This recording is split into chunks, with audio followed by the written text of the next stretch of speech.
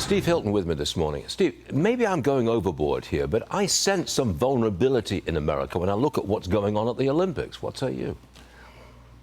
I think you're completely right. It's actually a very scary situation that they were able to cripple such a key part of the French transportation system in effect so easily with such massive disruption. And I think what it reminds us is that actually we are very vulnerable in our highly automated, connected world. There's a lot of fragility in our systems. And so you have to worry, exactly as you say, when we have absolutely no idea who's been coming into our country, people who want to do us harm. Of course. And you look at all the different ways that they could cause mayhem in America. It's very concerning. We hope and pray that nothing happens in America. But if it did, and I hope it does not, if we had a terrorist incident in this country before the election, I think the Democrats' candidate is toast because they get the blame for this. And quite rightly so. I mean, it's the number one responsibility of the president and the leadership of the federal government. It's to keep the country safe.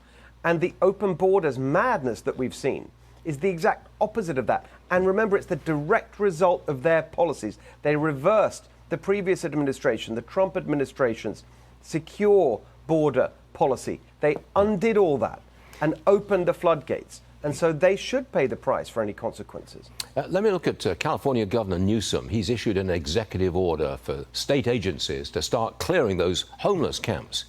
Newsom is trying to play the hero here, but what he's really doing is just complying with a Supreme Court ruling, isn't it?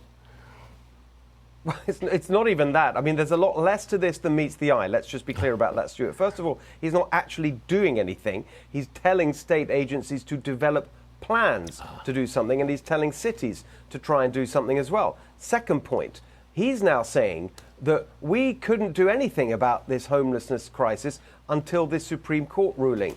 That's not true, right? The previous operational Supreme Court ruling, the previous court ruling that the Supreme Court overturned, said that you can't clear homeless encampments unless there is shelter available. The problem was there was no shelter or housing available. That was because of the failure of California government at every level to deal with the housing crisis. They could have had low-cost shelter beds available, but you have left-wing non-profits arguing that the only shelter that is acceptable are apartments costing $600,000, $7,000.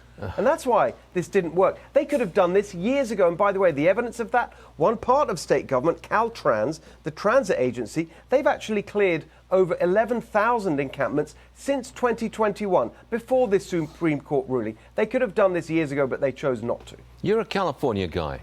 What do you think America would look like under President Harris? Well, we don't need to speculate because the record here in California is the result of the exact same far-left policy agenda that she signs up to. And she's out there pushing right now. And what's the result?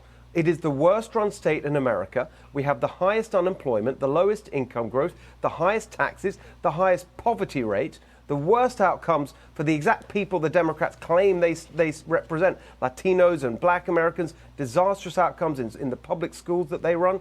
All of that is what you would get, because just like Biden, she is a machine politician who caves to the far left, and in California, the results of that have been a complete catastrophe. That's why her record in California, by the way, particularly on crime, she brags about being a prosecutor, the state attorney general. She pushed through the disastrous Prop 47 that legalized theft up to $950 a day, causing all the crime and chaos and mayhem on our streets. So that record needs to be front and center of the argument as to why Kamala Harris' presidency would be a disaster for America. And so it should.